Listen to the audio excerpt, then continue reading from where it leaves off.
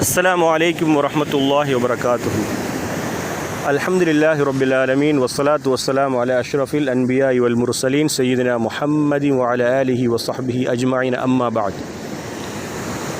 அன்பானவர்களே, அல்லாஹு ஜல்ல ஜலாலுஹு சுப்ஹானஹு வ தஆலா அவனுடைய அருள்மறையாம் திருமறையிலே சூரியனை பற்றி குறிப்பிடுகின்ற பொழுது சிராஜம் வஹாஜா என்றும் ஒளிமயமானது, மிக பிரகாசமானது என்ற கருத்தின் அடிப்படையிலும் அதனை வர்ணித்திருக்கின்ற அதேவேளை சந்திரனை பற்றி குறிப்பிடுகின்ற பொழுது கமரம் முனீரா, பிரகாசமானது, இதமான ஒளி வீசக்கூடியது என்றும் குறிப்பிட்டிருக்கின்றான்.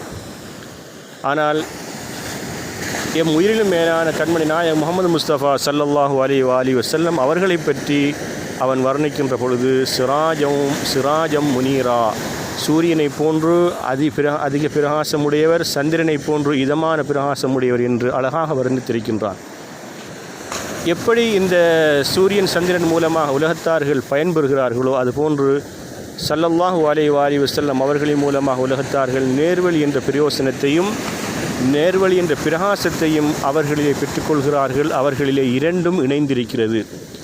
எப்படி அந்த சூரியன் மூலமாக சந்திரன் தன்னை ஒளிமயமாக்கிக் கொள்கிறதோ, தன்னை பரிபூர்ணப்படுத்திக் கொள்கிறதோ, உலகத்துக்கு அந்த ஒளி பரிபூர்ணமாகிறதோ, இதுபோன்று எம்பெருமானார் முஹம்மது முஸ்தபா ஸல்லல்லாஹு அலைஹி வஸல்லம் அவர்களில் இருக்கக்கூடிய அந்த ஜமாலியத் என்ற தன்மை ஜலாலியத் என்பதன் மூலமாக பரிபூர்ணம் அடைகிறது.